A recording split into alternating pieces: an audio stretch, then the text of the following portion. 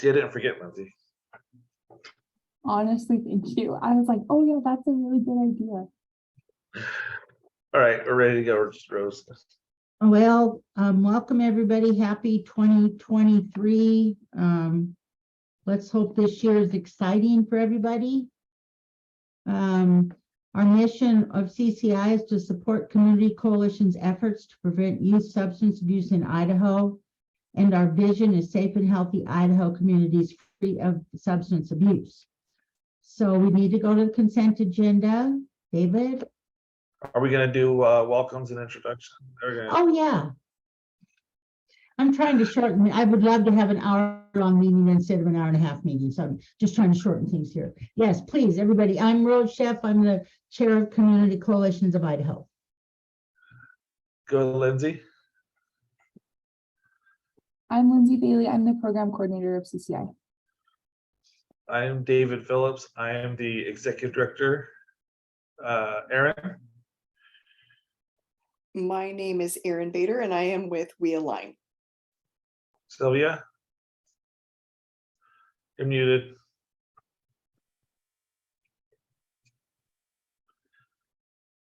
You'd think after 3 years we would get that figured out. Sylvia with We Align.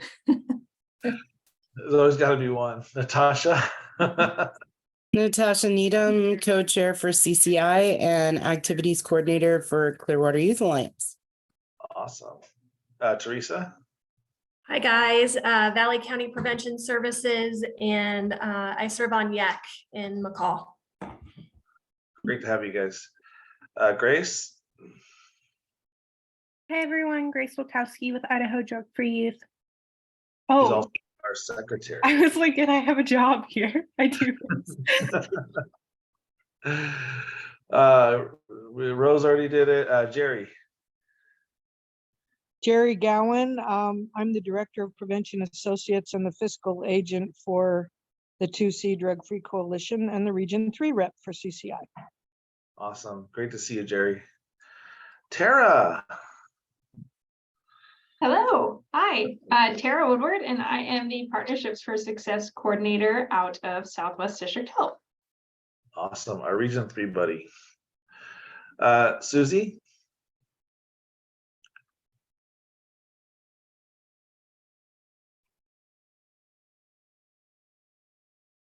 We can't hear you, Susie. Something wrong with your microphone. Susie is the drug impairment program with the Elks Lodge.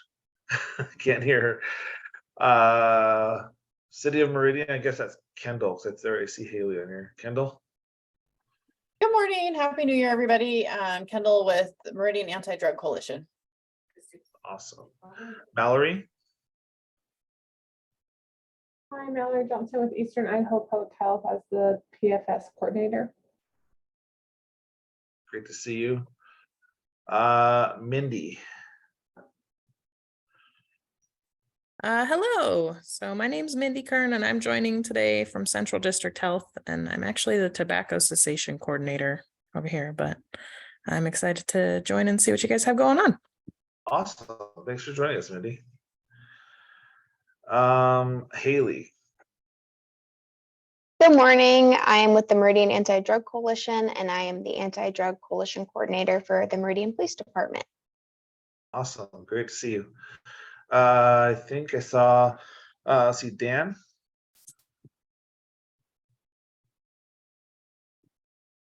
Hey guys, sorry that I'm just joining a minute late. My name is Dan Bruderer. I work in the Disability Resource Center at the College of Eastern Idaho. And today is actually our first day of classes. And so it's just a bit hectic, a little crazy over here. Anyway, I got an invitation to attend this meeting. I've never been to one of your meetings, so it's my first time, so go easy on me. Awesome. We'll make sure we hold your hand through it. Thanks so much for coming, Dan.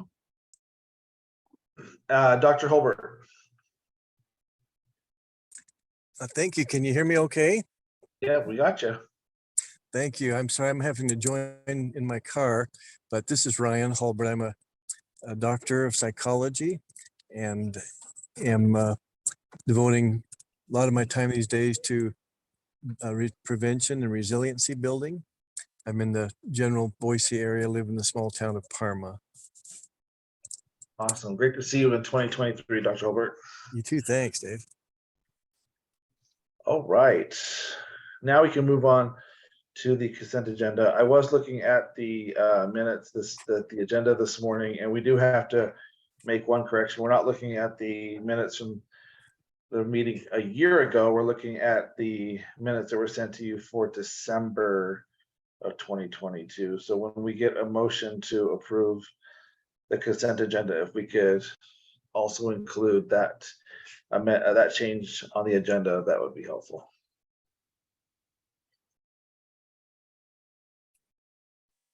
Do we have a motion? Does anybody have any discussion about the minutes or the financial report, or can I get a motion to accept the package with the correction? I motion to accept the package with the correction. Second. I motion to accept the package with the correction.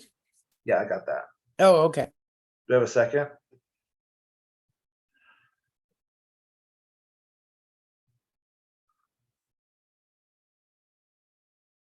Can I second?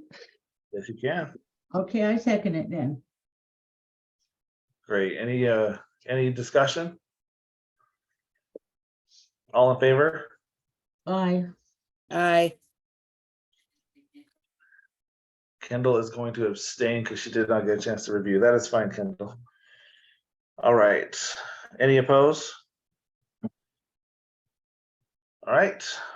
So we'll move on to our mini training. We have not had a mini training in a few meetings. Things have been kind of crazy, and we've been transitioning people with the committees that are responsible for planning these. So I'm really excited that not only we're back on track fresh in 2023, but that we have a really cool opportunity to speak, to cover a topic that we found some success with. So I'm sure most of you might be aware, but some may not. The board went through transformation.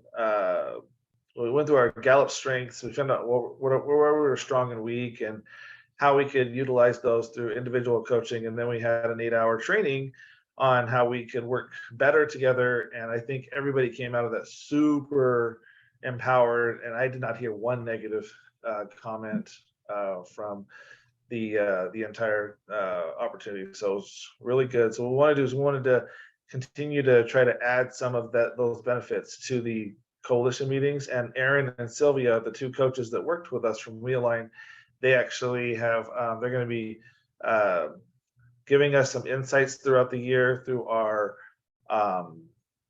newsletter. And then also they're going to be doing some of our mini trainings to kind of give us a little bit of that information that was given to the overall board. And if anybody is interested in having them do the strengths coaching for their coalition, feel free to reach out. We can plug you in with them. And if cost is an issue, we are looking at some potential ways that we can help to sponsor your coalition being able to take part in the strengths training. So without further ado, I'll pass it off to Sylvia. All right. I have my mic on, off to a good start here. Hey guys, it's great to see a lot of old faces, familiar faces, and some new ones. So those of you that are new, don't be scared. CCI is great. David, if you could go to our first slide. We'll just wait for that. Erin and I are both Realign executive coaches. And let's see, just give him a second here. And so what we want to do today is just give you a really brief overview of Clifton Strengths and how to unleash and begin thinking about unleashing your potential. So like I said, Erin and I are both Realign coaches. We're executive coaches. Realign is a strength-based professional coaching firm. There's probably, when I started, there were at least 40, and I think we've probably hit close to 60 coaches throughout the United States and around the world. Our vision for Realign is to rehumanize the world through genuine identity and belonging. And then that mission, the mission that we have, though, is to build a premier global coaching movement that empowers people to know and love their strengths and flourish in their contributions and foster cultures of joy. And so we do this through, if you see the diagram there, we do this through Clifton Strengths, understanding our unique identity. Who am I and how do I contribute to the team around me? And the team can be something like CCI, a coalition, or it can be in your family. It can be in your relationships with other people. Which also, another focus is on remaining relational. The importance of putting people first before the problem. And how do I be the best version of myself? Well, when I understand who I am and how I'm wired, then it's easier for me to be the best version of myself. I don't need to be threatened. I don't have to wrestle so much with imposter syndrome. And then the third piece of We Align is coaching excellence. So we all strive for excellence in our coaching, but we also want to inspire others to maximize their potential.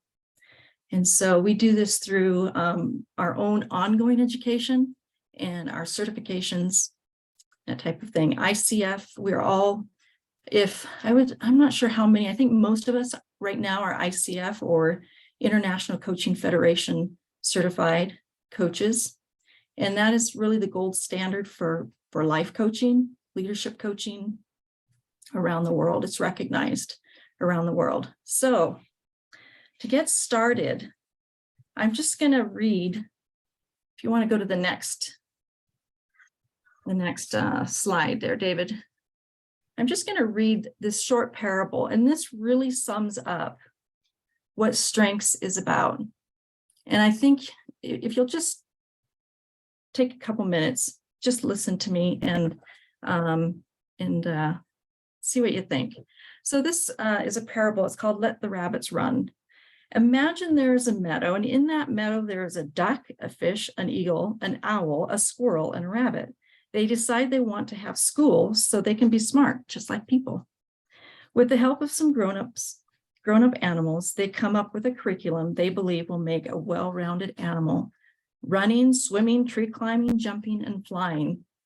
On the first day of school, little Brer Rabbit combed his ears and went hopping off to his running class. There he was a star. He ran to the top of the hill and back as fast as he could go, and oh man, did it feel good.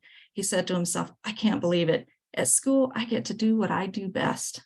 The instructor said, Rabbit, you really have talent for running. You have great muscles in your rear legs. With some training, you will get more out of every hop.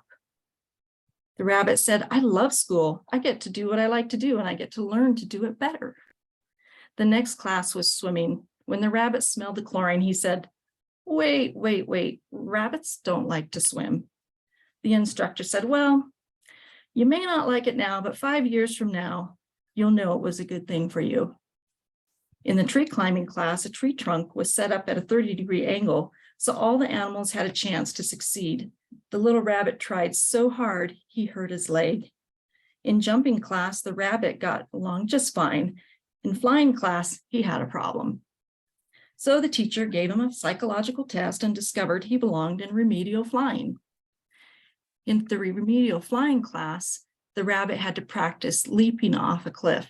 They told him if he just worked hard enough, he could succeed.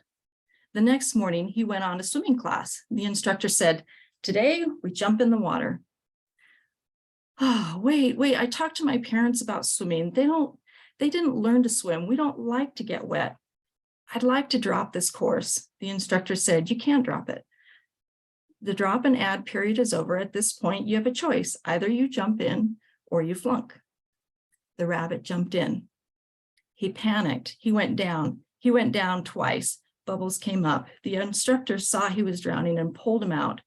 The other animals had never seen anything quite so funny as this wet rabbit who looked more like a rat without a tail. And so they chirped and jumped and barked and laughed at the rabbit. The rabbit was humiliated. was more humiliated than he had ever been in his life. He wanted desperately to get out of class that day. He was glad when it was over. He thought that he would head home and his parents would understand and help him. When he arrived, he said to his parents, "I don't like school. I just want to be free." "If the rabbits are going to get ahead, you have to get a diploma," replied his parents. The rabbit said, "I don't want a diploma." The parents said, "You're going to get a diploma whether you want one or not." They argued, and finally the parents made the rabbit go to bed. In the morning, the rabbit headed off to school with a slow hop. Then he remembered that the principal had said that anytime he had a problem to remember that the counselor's door is always open. When he arrived at school, he hopped up in the chair by the counselor and said, "I don't like school." And the counselor said, "Tell me about that." And the rabbit did. The counselor said, "Rabbit, I hear you. I hear you saying you don't like school because you don't like swimming. I think I have diagnosed that correctly. Rabbit, I tell you what we'll do. You're doing just fine in running. I don't know why you need to work on running. What you need to work on is swimming. I'll arrange it so you don't have to go running anymore and you can have 2 periods of swimming." When the rabbit heard that, he just threw up.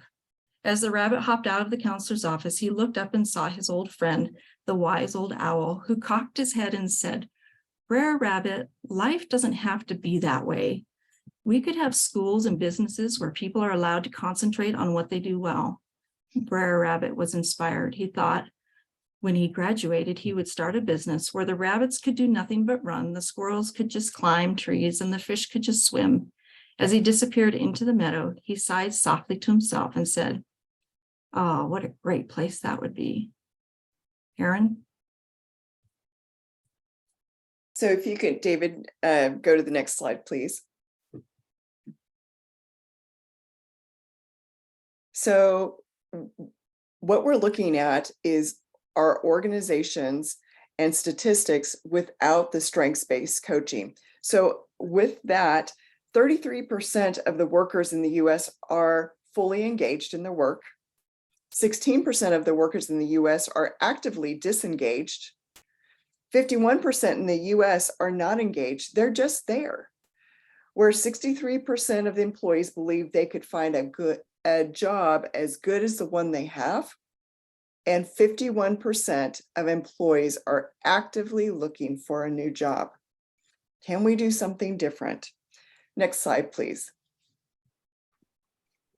So with the strengths-based coaching, what we are seeing is there's a 7% higher engagement with customers, 17% more productivity, 29% higher profitability and sales, 72% less turnover. That's huge statistic. And staff are 6 times more involved in their work. Staff are also 3 times more likely to say they are living a great life. And just to remind you, that's with the strengths-based coaching. Next slide, please.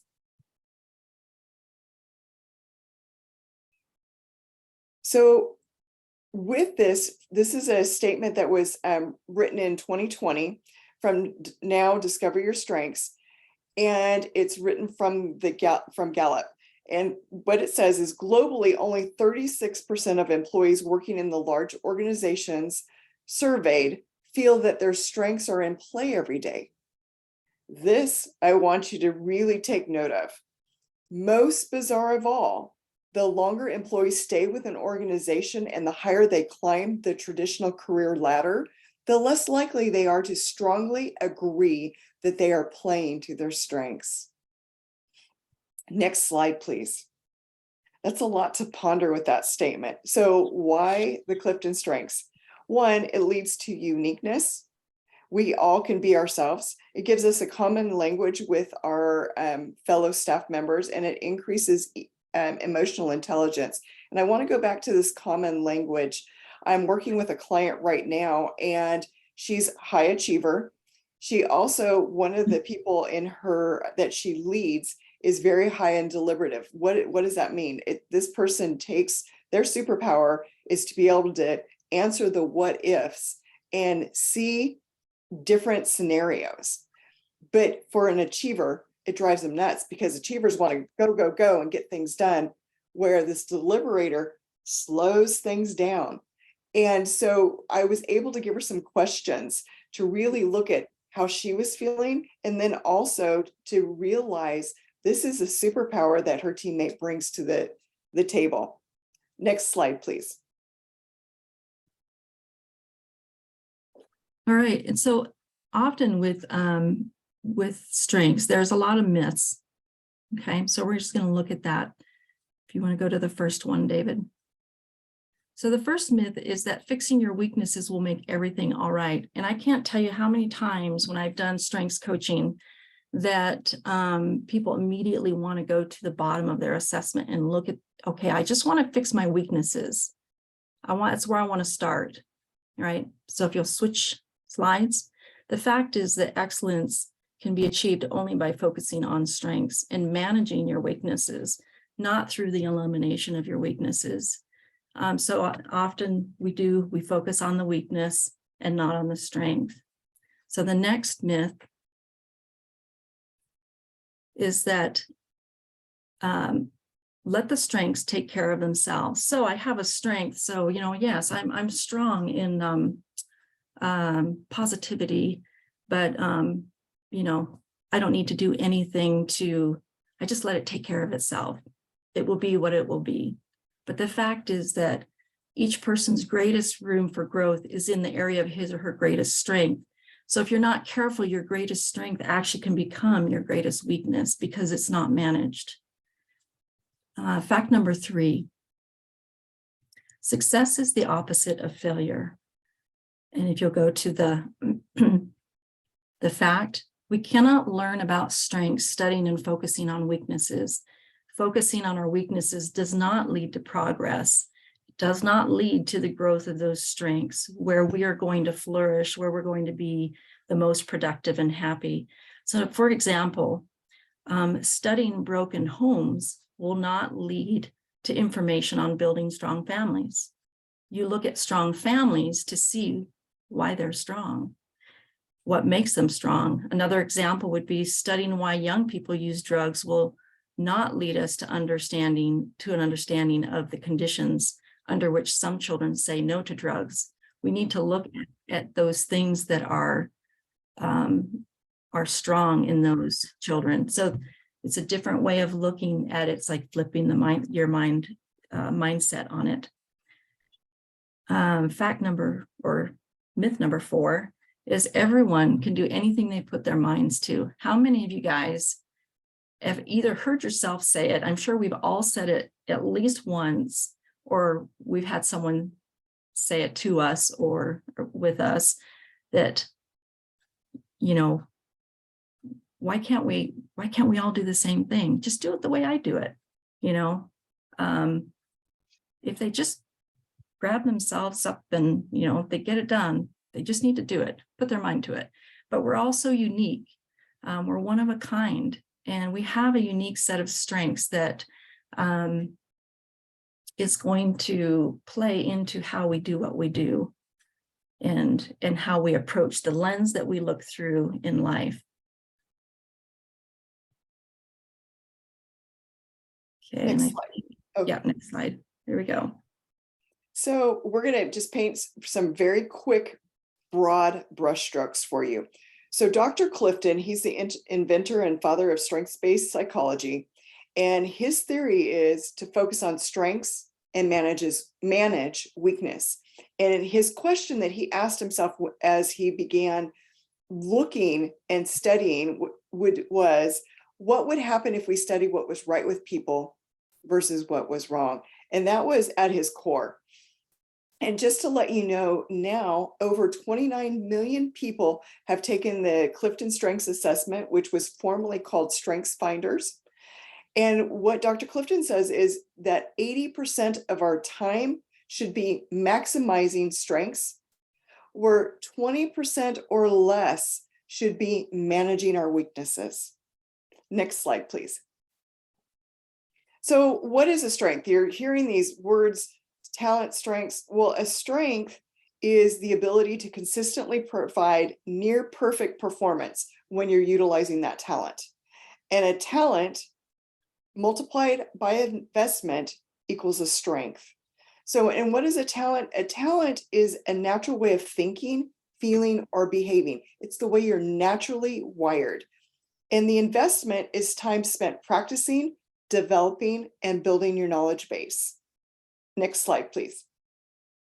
So the Clifton Strengths are divided into 4 domains. And this is a very, very broad brushstroke that we're going to do. And those we're going to go into in just a moment, but you'll notice the 4 broad categories. And then underneath them, there's 7 to 8 talents. So what I would like you to do, if you have not gone through your Clifton Strengths, what we're going to go through in just a moment, think of it in a broad sense. What's your favorite way to show up, or your favorite way to do things at work? So next slide, please. The first domain is people with dominant executing themes know how to make things happen. Is that you? Do you know how to get things done? Next slide, please. The next are people with dominant influencing themes know how to take charge, speak up, and make sure the team is heard. And you'll notice, like I said, those themes the talents are listed below. But is this you? Do you take charge? Do you pick up the ball, or grab the balls before they drop to the floor so that everything can keep moving? This may be you. Next one, relating. People with dominant relating themes have the ability to build strong relationships that can hold a team together and make the team greater than the sum of its parts. Is that the first thing you do, is relate with the other person? Are you up at night or late to work sometimes because you are working with a person and helping them to negotiate or take care of a problem? You could be strong in relating. And then next, with thinking. People with dominant thinking themes help teams consider what could be. They absorb and analyze information that can inform better decisions. Next slide, please. And just a fun way to help you look at those one more time are some of the labels that we give people when they're in the raw. So with our executing, those people who like to get things done, sometimes they're called a workaholic, which could be an achiever, or they're called judgmental, which could be their belief. And influencing, have you ever been called these? Bossy, that could be that you're high in command, or motor mouth, which you're strong in communication, or a schmoozer. That would be our person who is high in woo. And then what about relating? Sometimes these people seen in the raw form could be called wimpy, and that's the person who wants harmony, who's very strong, and that's very important to them. Or Pollyannish, the person who has high positivity and has a silver lining to everything. Another negative word could be a bookworm, if you're high in learner and you love to study. Or an egghead, somebody who is high in intellection, who really needs time to think. These are some of those labeling and barriers that you might see. Sylvia. Yeah, so and this is just like we said, it's a very brief overview of strengths. But what we want you to understand and to realize is that no one like you has ever existed or ever will again. You are so unique, and your contributions are unique, and they're important. So when you think about as a team, not just in your own community, but as a CCI, Community Coalitions of Idaho, each of you has a contribution to the whole, and to that is just far reaching. And sometimes we can question ourselves, like, does what I do really matter? Yes, it does. But what would it look like if you could do it while being the very best version of yourself, while discovering the potential that you have, instead of wasting time on those things that you just really struggle with? Yeah, there's times we have to do some of those things, but if we could focus on the positive of who we are and figure out how we fit with other people in what we do, imagine the potential that can be unleashed. Go to the next slide. So the real tragedy in life is not that each of us doesn't have enough strengths, because we all have talents. It's that we fail to use the ones we have. And so where are you in this? For myself, struggling with a lot of imposter syndrome, now I can say, I like how I'm wired. I like who I am. And I don't need to be like anybody else. I can have influence through how I'm wired. And that's what we hope for each of you. And so if you'll go to the next slide, I think it's our last one. We'll just, I don't know what our time is like, David, if we have time for a couple of questions. If not, Erin and I are always available. You can reach out to us. We'd love to just have a conversation with you. We both do life coaching and focus on different things. Leadership and relationships is probably what I would say is more my area, but always open to conversation. And if you're feeling stuck, or you just want to know more about your strengths and who you are created to be, then we would love to get to know you better. And yeah, so any questions? I just want to say, Sylvia, that I so enjoyed my time with you and then our training for the first time in many, many, many years, because I'm old, I'm old. I've always been pretty comfortable in my own skin, but the strengths training really validated a lot of that.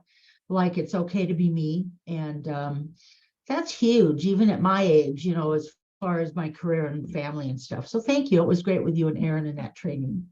Thank you. Anybody have any questions? If you think of something later, we can, we'll make sure we get you in contact with Sylvia and Erin. And like I said previously, if anybody is interested in going into more how the strengths and the coaching can help your particular organization, your coalition, feel free to reach out. One of the things, those of us who are in our 5th year of the DFC, I was looking at this morning, we're having those virtual site visits from the CDC next week. And one of the things that they're asking is, what have we done for sustainability? What have we done to grow our work? And this was very good for the board to do, because it not only helped the board and the staff, but it has empowered us outside of our relationships here with CCI. It has empowered us to look at our other work lives, our home lives, our families, friendships. So it's a really good tool to use. And it was really neat to see those of us who are the people who power through things and are very task oriented, because as staff members, it's been good for us to identify those people and start to look at ways where we can actually get to what we're supposed to be doing as a coalition, where you guys are directing the staff to do the tasks instead of it being reversed, which it had been earlier on in the last couple of years. A lot of that had to do with COVID. A lot of you didn't know how we were supposed to do prevention in the midst of that crazy time, but I loved it. And so one of the things that we want to do is want to make sure that if anybody else has any interest in looking at how it could work for them, let us know. So thank you, David. Not a problem. And I had Erin. It was good because me and Sylvia has been my person as I started here at CCI. So it's kind of cool to work with Erin and not Sylvia, because she knew me really well. So, and I got tons out of the coaching. I loved it to death. So some of you guys were messaging me during the presentation, reminding me of places where I've made more mistakes on this month's agenda. I'm sorry, I'm not starting off 2023 strong. So if you see people labeled in areas where they're not currently in the meeting right now, I apologize. I'm just gonna put that out there right now. So moving on, I wanted to talk about the spring conference. So me and Grace and Kaylee and Lindsay and at times Jim have been kind of going over the planning for the spring conference. And so far we've come up with, we were looking at potentially having, we want to do East Idaho was kind of the next area. You know, we like to rotate so that not everybody's traveling long distances for every single opportunity. So we were looking at either Idaho Falls again, where we had the 2021 spring conference, or Burley, because we have had a resurgence of activity with prevention folks getting involved with CCI, getting involved with prevention, period. So we were kind of looking at the different opportunities and things that came up with working with some of our local colleges and just the availability of the largest amount of people. We've come up with the idea to hold it in Idaho Falls again. The dates are going to be that we're looking at right now are April 3rd and 4th. And then this is on here, and I don't know if Dan even got a chance to look at the agenda, but we are strongly looking at the opportunity to hold this at the College of Eastern Idaho because it's a great facility. We really want to latch in and work with our educational partners across the state, because one of the parts of the sustainability that I'm trying to get through to the CDC, and not this next week's meeting, but as we move forward and applying for years 6 through 10 and growing prevention here in Idaho, is that we are looking to build in a sustainability in the workforce, so that where opportunities open up for people to work in this area, that we're working with our colleges to make sure that they know that these opportunities exist, so that they could prepare their students for another type of career. Say I don't want to work at the health district because of whatever my preference is there, but working in prevention, that sounds kind of cool. And they can start to be trained up in that. And we're talking about working with our career technical education centers at our local high schools, all the way through our college partners as well. So that's kind of where we're going with the planning. I think Grace has something that she wants to add. No? Do I? You had your hand, I thought you had your hand up. No, I poked my glasses. I like that you were keeping an eye on me, though. I always have something to say.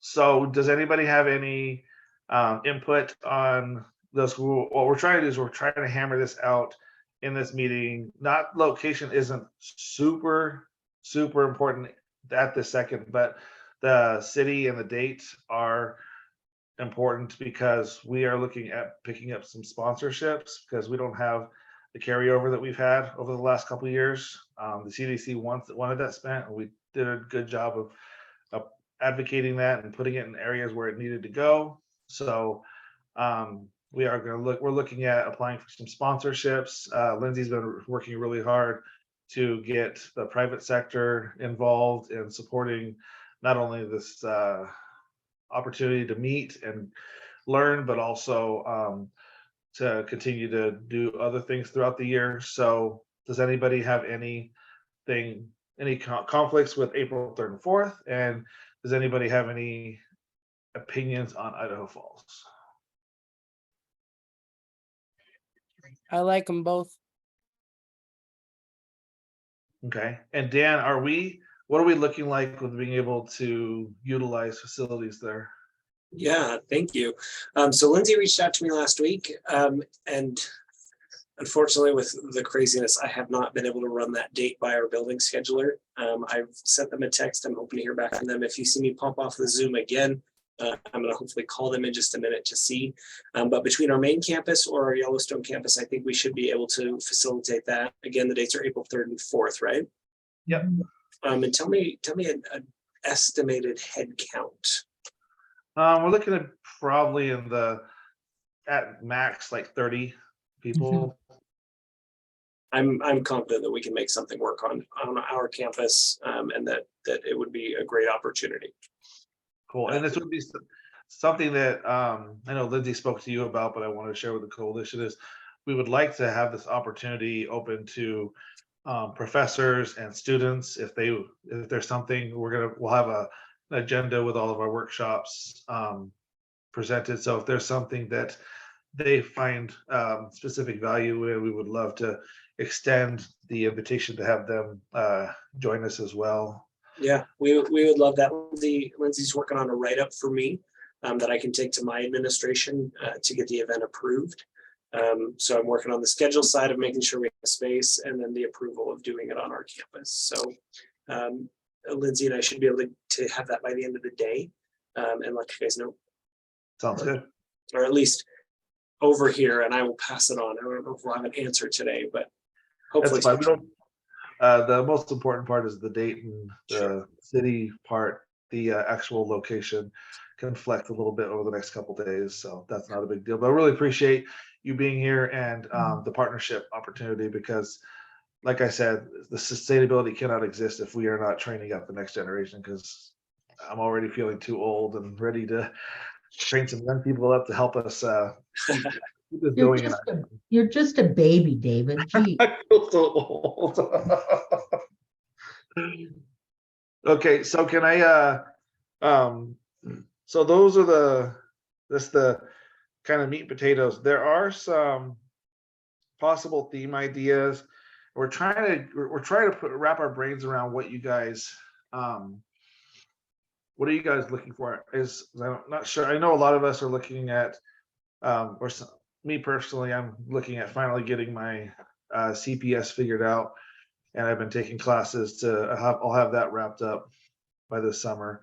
But like, are we looking at like professional development? Are we like some of these things like, all right, I know that a big thing for Idaho is, we don't want to have a whole bunch of people coming from out of state to tell us how we do prevention, because Idaho is very specific on we want to have people who are here invested, who know the lay of the land. That's one of the things I constantly have to remind CADCA and our legislative members about, is it's not the same kind of thing as other states. Idaho is a very different place to live, and the way we do things, we don't have a ton of big cities, so having that rural mindset. So as you kind of look at this, if any of these stand out to you, I would love to either hear you like shout them out or throw them in the chat, and then we can kind of build some workshops around some of these. Like, I know that creating for the future would probably be something that those of you who work almost exclusively with youth would be good. I know that Natasha has said that her and her youth got a lot out of what they did with the Office of Drug Policy. I heard of some really good things coming back from the work that the training that they did down there, and they were able to bring it back and have some actual, like, they saw some impacts from the things that they did. So let me know if any of these sound good to you or none of these sound good to you, and if not, kind of what you're looking for what you're looking to get out of the spring opportunity. There is no ICAD this year. They're taking this year off and they're going to 2024. So keep that in mind if you were hoping on getting hours for professional development or anything like that. So keep that in mind with this year's conferences. We will have spring and fall this year.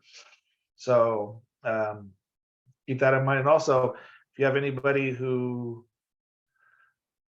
enhancing prevention in Idaho, that's a good one. Thank you, Kendall. And if anybody, if you have any speakers, any topics, we built in some really cool ideas already. We're looking at some stuff from the PTTC. I know Mallory, if we have it out there, and since looks like we're having it in Idaho Falls, she has some really good training opportunities and topics that she's talked to Lindsay about. So if anybody has any ideas, put them in the chat. We'd love to see those, or feel free to unmute and shout them out.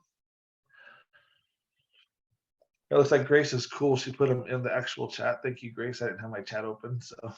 I got you. So yeah, it's super helpful to the workforce development and planning meeting planning committee if we know what your guys' focus are.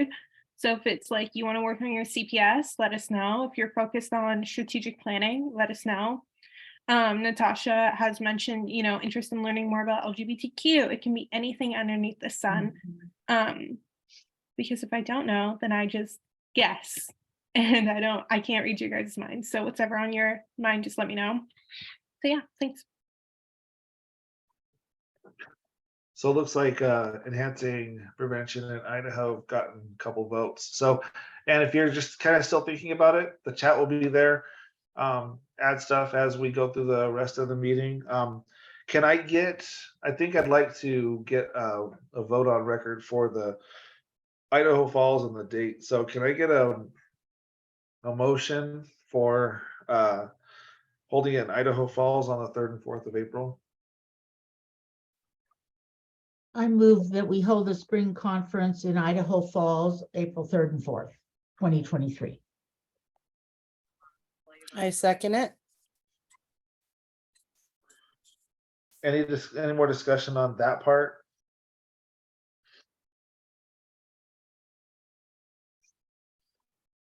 And we are looking for a way to potentially make it virtual, or if nothing else, we will be looking at a way to record the sessions for those of you who cannot make it in person. I saw Tara has a conflicting ongoing meeting. So no promises, because the virtual stuff can get very hard and can be difficult to do. But all right, so all in favor? Aye. Aye. Aye. Aye. Any opposed? Awesome. Okay. Like I said, you guys can continue to add the themes into the chat as we go throughout the meeting. The next thing is the annual membership. I think we've got 4 right now. So if you have not looked at your membership renewal, now's the time to do that. We'll be sending out emails reminding those of you who still need to process those. I'm gonna say everybody in this meeting has to still. So I don't see anybody in the meeting that is in my folder as of yet. So does anybody have any questions about the membership? Okay, seeing heads nodding, shaking. So, all right, and then state legislative session starts tomorrow, I believe, right, Kendall? Or are they here? They're not doing hearings today, right? Just Today at noon. today at noon. So we do have the brochure that we created with MEDC on how to work with your legislative partners. The Office of Drug Policy has the bill tracking system, so you can actually put in like a topic that you like. Mine would be marijuana legalization, and then or marijuana, and anything having to do with that would come up. And you could also, like, if there's specific bills that are coming up that have already been written, waiting for hearing, you can let us know about that as well. You can find out about that, and then also we are blessed to have Marco knee deep in it, so he will keep us apprised of anything that is currently going on in session that has to do with prevention. And he is working on those 2 bills to work on in-state sustainability funding for prevention. So keep your ear out for that, where we might be able to talk to our prospective legislators and help support that. And remember, the thing that is going to be most impactful throughout the next couple months with your legislators are in-person telephone, or see them if you see them at the grocery store, stop them and say, hey, got this bill coming up. Really would love your support on it. This is why, kind of thing. And as a coalition as a whole, we cannot show that we're advocating for any specific legislation, but you individually as a member of a volunteer member of this organization, and you as a community member, you can still talk to your legislator about things that are important, impactful to you. So does anybody have any questions about the legislative session? And we will be putting together a meeting for those of us who are going to CADCA this year. I did reach out to the CADCA folks, and they are helping us to schedule in-person meetings with our legislators. CADCA itself is doing still doing those virtual things like last year, but I let Christopher and the rest of the team know that our legislators were asking for us to be there in person since we flew all that way. So they're facilitating and helping us schedule those opportunities with our legislators. So that Wednesday we will be on the Capitol. So we'll get, as I get more information on the dates and stuff, we'll be planning a meeting so that we can kind of discuss what we'll be doing. And I know there's a planning meeting as well at CADCA in the big grand ballroom. So David, I have a question on that. Do we know everyone that's going to CADCA? Is there any representative from ODP going? And then should we as individual coalitions or attendees at CADCA also sign up for the Capitol Hill Day, or should we wait? Because that's the deadline for that, I believe, is Friday. everybody, if you're going to CADCA, you should sign up for Capitol Hill Day. That way they know, like, we're doing in person, so how many people are going to be expected to show up to these meetings. And then I don't know about the Office of Drug Policy. As far as I know, nobody's going, but I have not heard specifically. Tara, have you heard if anybody is going? I don't think any of the PFS coordinators are going, are they? Not to my knowledge, but I could definitely be wrong. If any other PFS coordinator on here is aware, feel free to hop in. But I've not heard that anyone from ODP is going, and I don't know about coordinators. Okay. When is it, David? Is it the first, like the end of January, beginning of February? Yes, ma'am. I think I heard Charlene say she was going to be in DC because I just had a meeting with her and we were trying to schedule something. So maybe Charlene. I'm not positive on that though. Yeah, I'll touch base with Charlene. She and I have been emailing this week, so I'll touch base with her and I'll share with her what's going on in case she hasn't been at these meetings. I'm not sure if she's been following up. So With CCI being like the state coalition, it'd be awesome if you could send out a list of who's attending ahead of time, just so we know, so we can keep in touch with each other. yeah, that we have been building that list, and like I said, I will touch base with Charlene after the meeting to see if she or who else is coming from ODP, and then just kind of let them know what we've been working on so that they are plugged in and we can all represent. Okay, yeah, that'd be awesome. I haven't been in several years, so it would be nice to kind of work as a team to figure out what information we share or what we request from them. I'm a little rusty in that area. Okay. Thank you. You're welcome.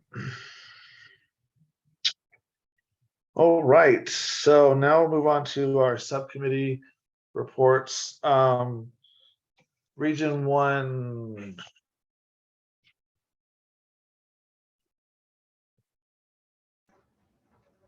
Are you wanting a subcommittee report or a region report? That's right. I'm confusing the two. Thank you, Grace.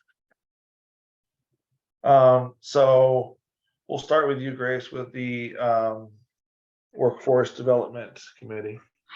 So Workforce Development Committee has been working on all the things you just heard about for the conference. We also have some amazing plans for mini trainings and some webinars that are coming up.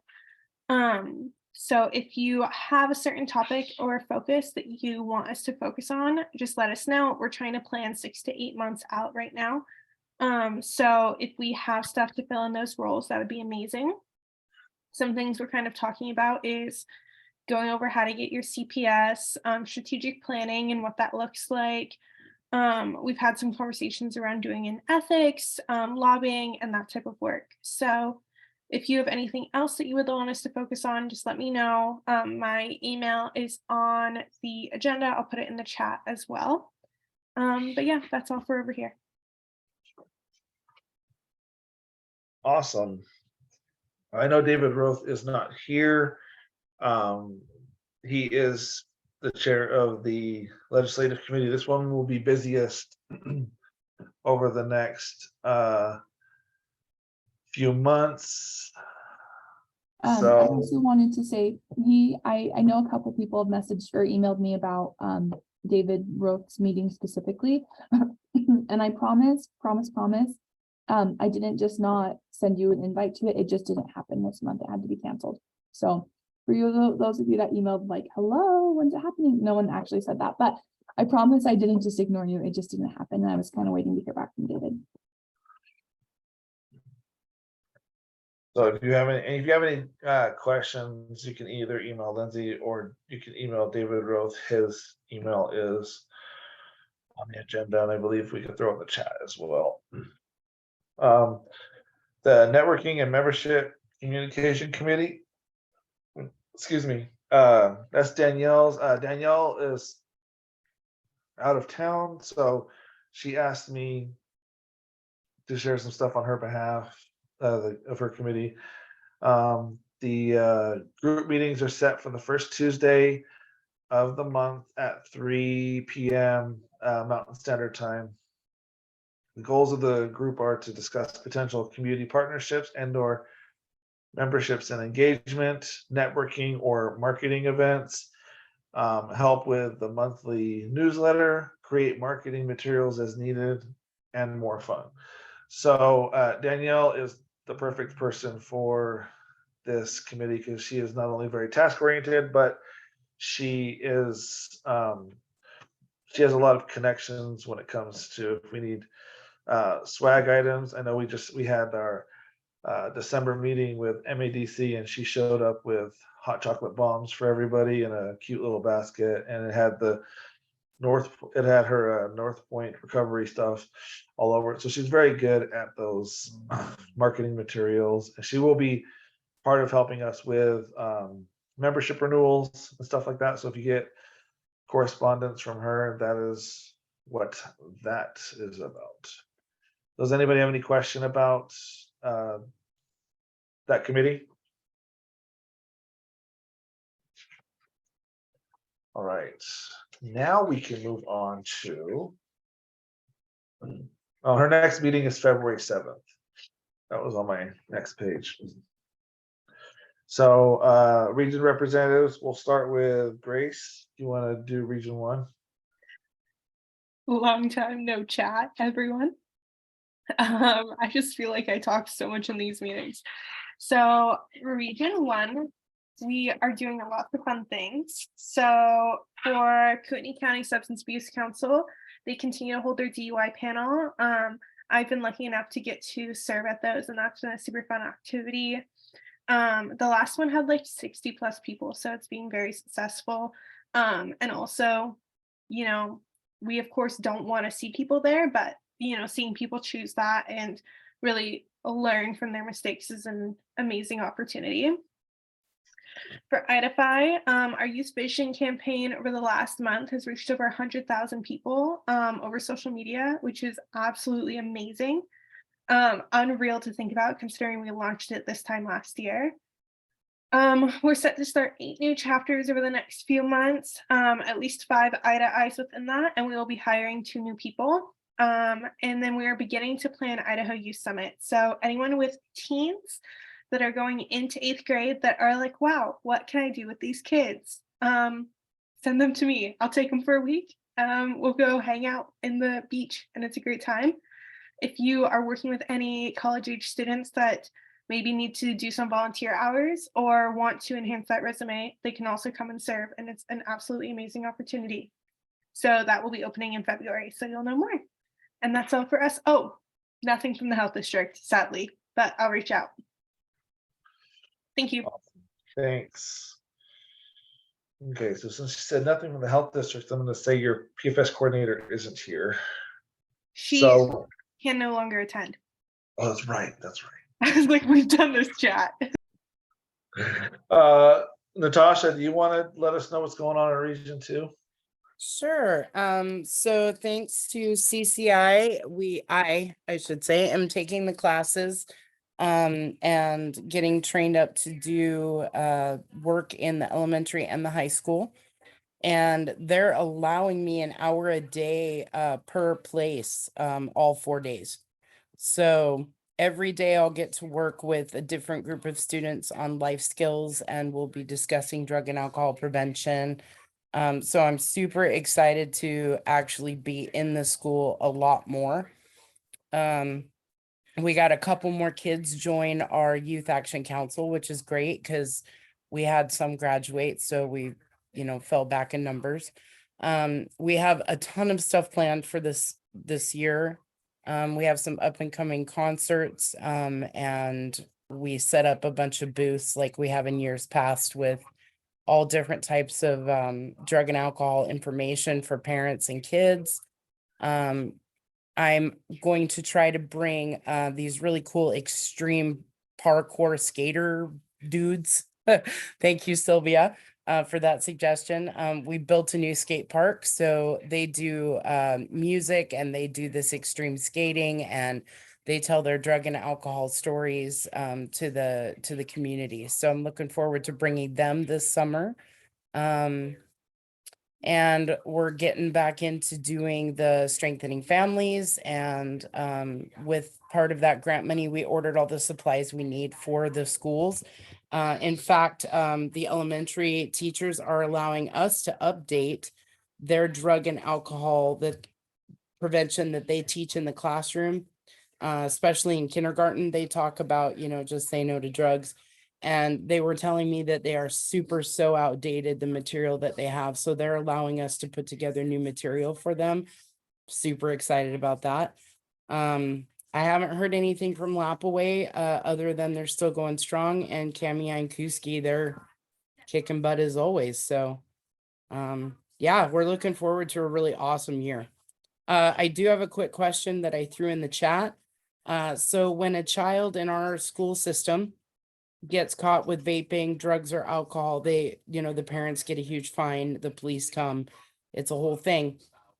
And when they get their ticket, they are supposed to go to a class that, talks about why vaping's bad, this and that. And you have to be certified to be able to do this since it's through the court. I have not been able to locate a place to get that certification. So if any of you can help us out with that, because we have nobody in our area, and by God, we're going to have one some way or another. So if you guys have a way for me to get that, I'd appreciate it. Mindy, are you still on? Do you have any resources? Yeah. I was just going to say, are you, tell me again where you're located? Region 2. Orofino, Idaho. Yep, Region 2. Okay. And so if you have a person who is interested in getting certified in those things, the American Lung Association has a couple different curriculums that they go through and that they offer training for facilitators. So I can definitely send you some information that way. They have a program called In Depth, which is an alternative to suspension program for kids who get caught smoking or vaping in schools. It's a free training for whoever would be the facilitator.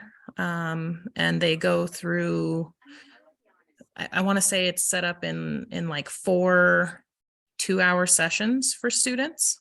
So just finding in your schools, like what the best way to implement those classes would be and who's going to implement those classes, I would say is the hurdle most of the time. Another option, if you're having a staffing problem, here in Region 4, we have our juvenile justice program has been using an online module system called Third Millennium. So it's like if a kid gets caught, they have to go to these certain drug or alcohol classes, and they're different module-based classes. So the coordinator would assign those online modules to the kid goes through them, and it prints out like a certificate of completion once they get through it. So it's kind of like proof that they did it. Yeah, if you could send all that to me, that would be amazing. Yeah, awesome. If you could, I don't know if I have your email. If you could put your email in the chat, that'd be great. Awesome. Well, it's so good that you were here today, Mindy, because you were able to help someone with that very specific question. So thank you so much for that. Yeah, no problem. Great. Well, Natasha, it looks like you got a good resource. I love all the work you guys do up there, and I'm hoping to make it up there this summer to see some of the stuff you do, because you guys are one of the few coalitions I haven't got a chance to visit yet. So we'd love to have you. Say your schools are amazing, by the way. Your principal of that high school, junior high, is amazing. So you've got good people up there, and I'm glad they have you and Kelly and the rest of the team to help them with prevention. All right, Kaylee, are you ready? Yeah.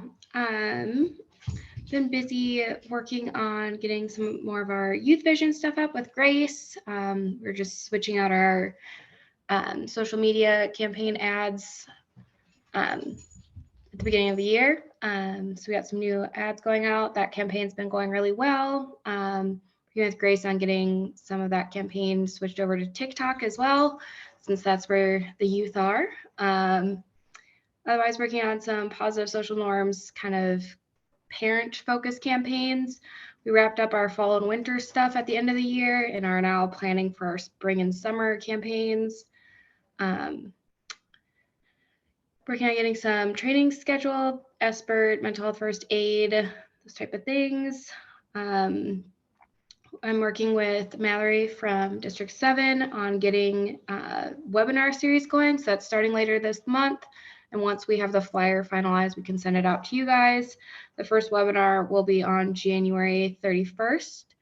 And that's on medication misuse. So prescription drug and over-the-counter medication misuse. Otherwise, just the usual stuff, I guess. Getting doTERRA lock boxes, timer cap kits, all those things out. Some of our partners are continuing to do mental health screens. So kind of just business as usual. Are you guys, talking to both you and Grace, are you guys running a TikTok account, or are you trying to get campaigns out into existing accounts? Through the Idify has an account, and we'll do sponsored content targeting youth aged 13 through 17.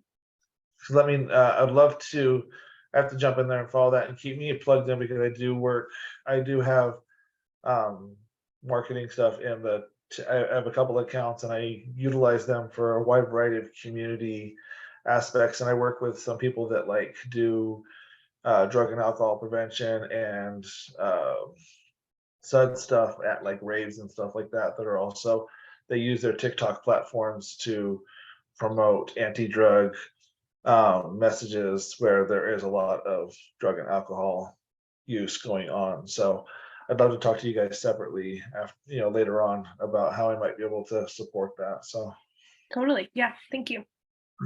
Great. Good job, Kaylee. Region 3, Jerry, you have a report. Is she here still? Yeah, I'm here. Okay.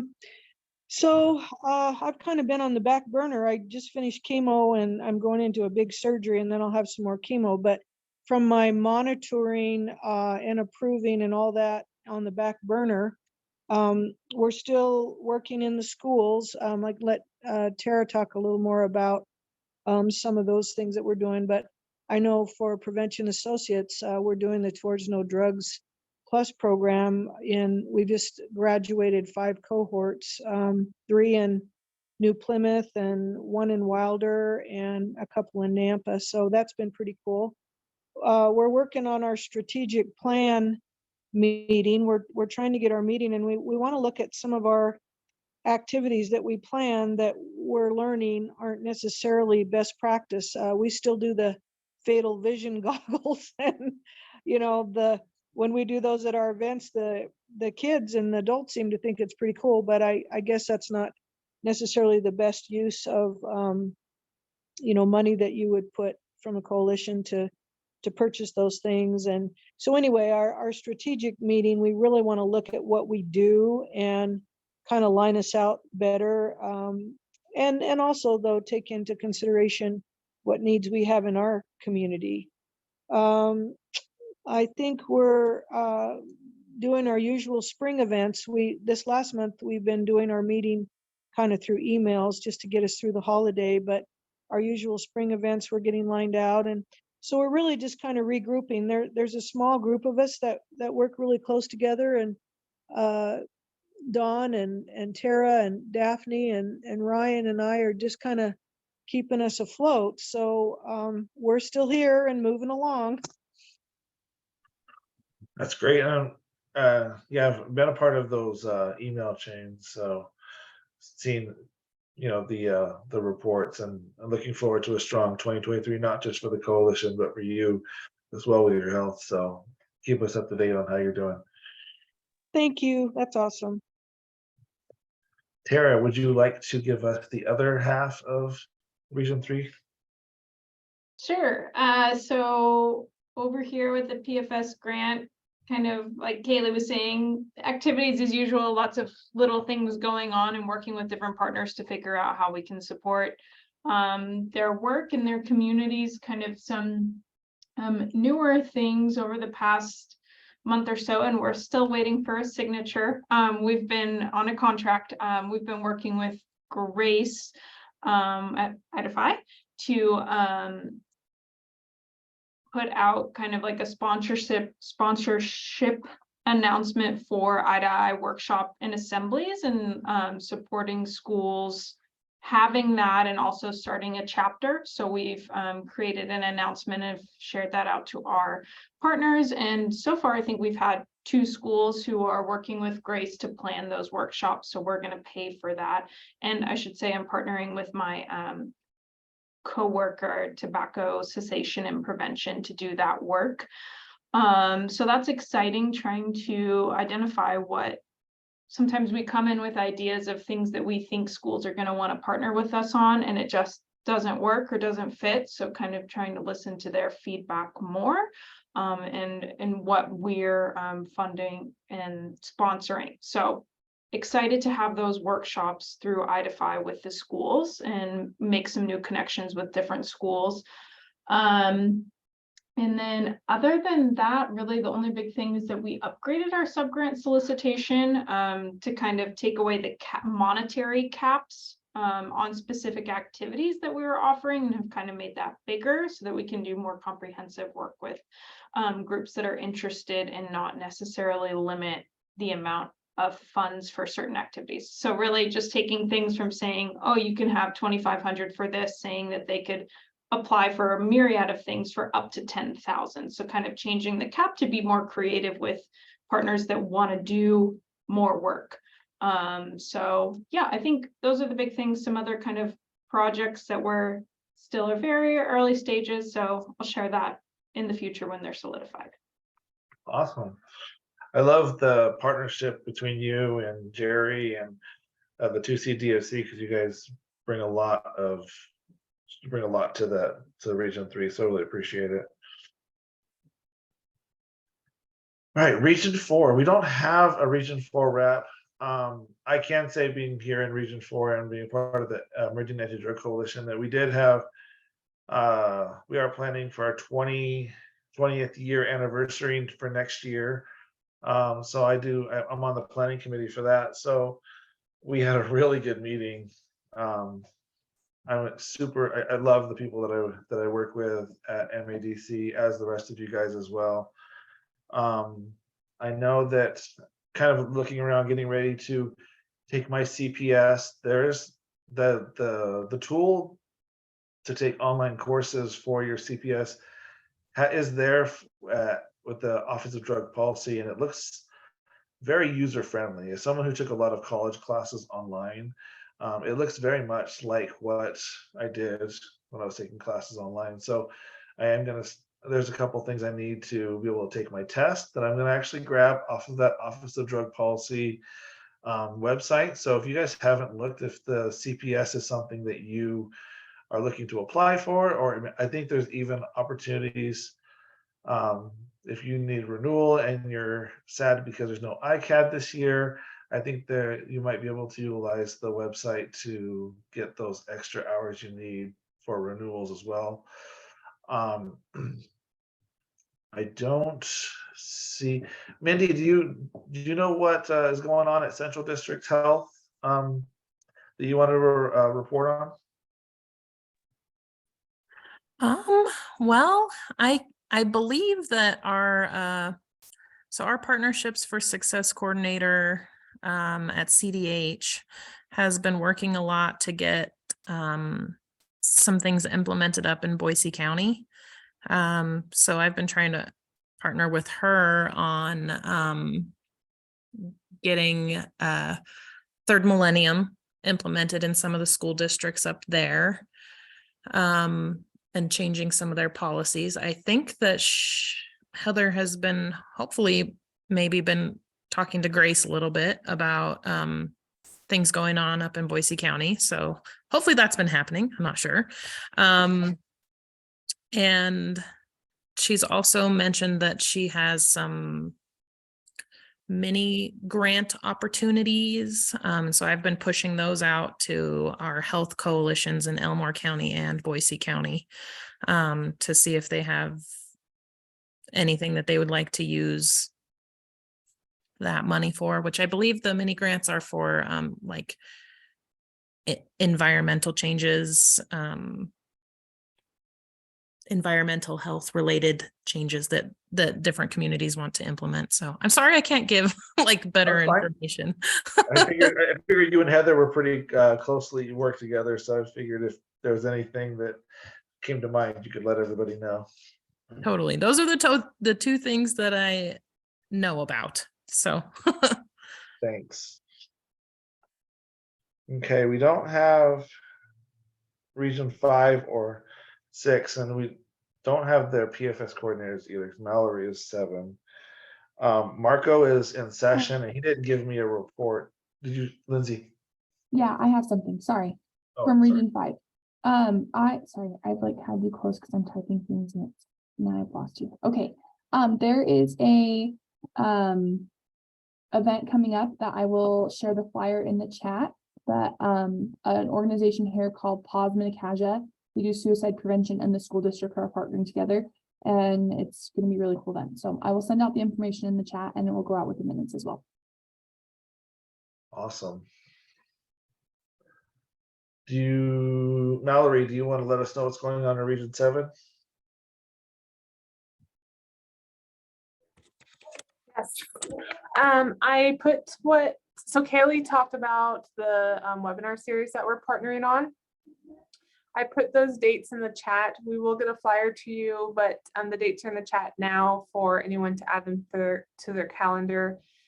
You don't have to be from District 2 or 7 to attend. These are just the ones that it's just Kelly and I who are sponsoring it, but we're open to allowing people from other health districts to attend. So just so you know, it is free. There are certificates, but not CE credits. So just so you know, you can get a certificate of attendance, but not a CE credit specifically. We've been doing a lot of Third Millennium Classroom here. We've actually partnered with them to get it into our schools.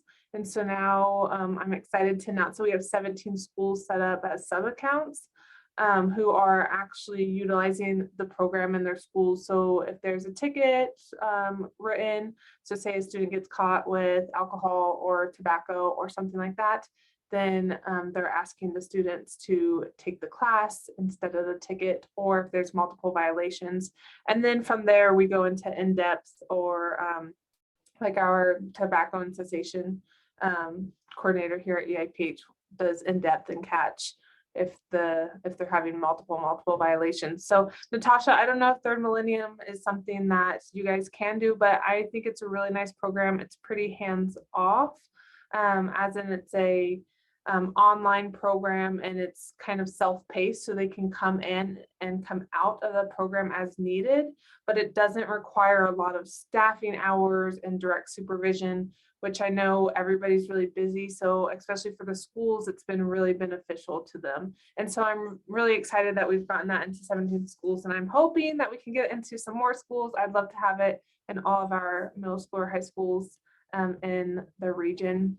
And so and then other than that, we're just continuing with our normal sub-grant things of getting out the lock boxes and the tear pouches. I have 2 whole wagons. You can only see one of them, but 2 whole wagons. We actually have a drug take back later today in Ammon from 2 to 5 p.m. So if any of you are in Eastern Idaho, 2 to 5 p.m. in Ammon, we're doing that drug take back event, and we'll be passing those out.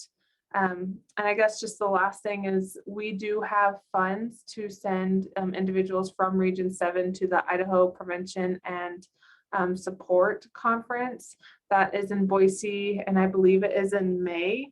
I wrote it down, May 4th and 5th.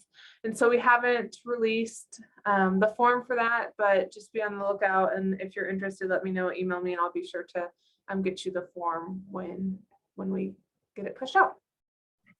Awesome. Thanks, Mallory. So that covers our regions. Mindy, do you have a question? Yes, so posting about these webinar series has reminded me that there is another webinar series that is happening at the end of the month. It's going to be hosted by Health District 1 and in partnership with PAVE, which is, I think, oh my gosh, I always forget it. It's like Parents Against Vaping. And so they're doing a webinar on January 30th, which we're going to be helping promote in our district. And it's going to be like an Ask the Expert type of webinar. So I can send that to whoever would like to push that out as well. Yeah, if you could get that to Grace and Lindsay, that would be helpful since they work on the minutes together. So yeah, that would be helpful. We can get that out. We'll include that in the minutes for the meeting.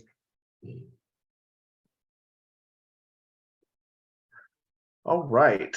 So wrapping up, there are some funding opportunities. We did apply. Wanted to update you guys. We did apply for an alcohol mini grant. We did not get approved. I'm waiting to hear back to see if we can find out why we were not approved. And what that was going to do is we were trying to provide some more opportunities to bring speakers into the schools. And then the DFC grant period opens on January 26th. We will be going to, me and Lindsay, I believe, Jim, you're staying the full week as well, right? For the DFC applicant workshop? Yes, I am. I'm staying the whole week. So we'll be doing that in person, but I did hear from CADCA that those of you who cannot attend in person, that they will have a virtual workshop as well. So yeah, if you're interested in applying, we will be applying for years 6 through 10 for that. And then the Office of Drug Policy has a grant writing workshop that is supposed to be geared towards helping you with information on writing to the block grant. And then I spoke to this earlier, but the Office of Drug Policy online training system is also on their website, and that is where you can get that provisional prevention specialist certification that is a requirement to apply for block grant funds. And then it has trainings on there to help get you to those hours to get you to your certified prevention specialist to be able to take the test.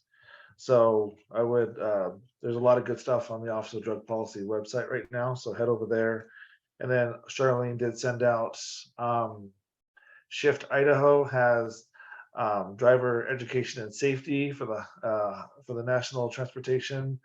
Forgot what it is, NTIS, I think. But they have there's a grant opening that for you can apply for educational purposes. So we'll be including that in that email in the minutes. And then the state of Idaho has a sustainability planning workshop coming up that we're going to add to the minutes as well. Sustainability should be a very big thing on everyone's mind right now, because we want to continue to grow prevention in Idaho, not lose it. And there's going to be a lot of shifting this year with certain programs funding that's going to be ending. So how do we continue to keep people working in the positions they are in prevention? So that is all we have with a mere 3 minutes to spare. Does anybody have anything else before we adjourn? Yes, this is Ryan Hulbert. Can you hear me okay? Yes, we can. Just real briefly, in my attempts to put some of my online resource library into jails and other institutions, I have an exciting bit of progress to report. The Jerome County Jail, on their tablets for the inmates, have imported my little book, Driver's Ed for the Brain, in both English and Spanish for the inmates. I've also given 10 copies, physical copies, to the staff so that they can have mutual conversations about the information. So anyway, I'm excited to hopefully get feedback and see how it might be making an impact on the inmates. Good job. That's amazing to hear. It's always good when you get those resources into the jails. I have a quick, I have a quick question. What's up? Would you mind, unless I missed it, sending a reoccurring CCI monthly meeting invite for my calendar so it's automatically on my calendar? Yes. It used to be on there. It might have run out because it's year end. That's just super helpful to have it on there ahead of time. Yeah, we're running that problem at the end of every year. And then too, when these meetings get postponed to the next week because of holidays, that also throws it off. But that is Lindsay is working on that diligently. Awesome. Yes, thank you. I tried doing it last week, but we're meeting on the second Monday. It wouldn't let me do it for the whole. Anyway, I didn't want to mess it up and then everyone be confused for the whole year. But it will go out this week. And then I saw that you asked about Catch My Breath. Yeah. BYDC currently uses that, and I have personally worked with it, and it is really, really amazing.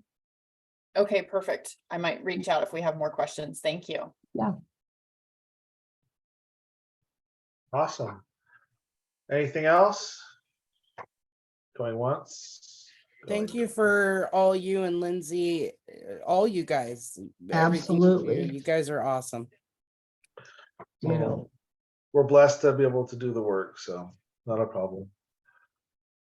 All right, can I get a motion to adjourn? Okay, so our next meeting is February 6th, Monday? Yes. Okay. Perfect. And Lindsay will be giving that link out so that you guys can get on your calendar for the rest of the year too. So perfect. Well, I move that we adjourn the meeting today. It was a great meeting. A lot was done. Thanks, everybody. You get a second? This is Kendall, I second. Awesome. All in favor? Aye. All right. Thanks, everybody. Have a good rest of your day. David, Lindsay, Jim, bye. Thank you.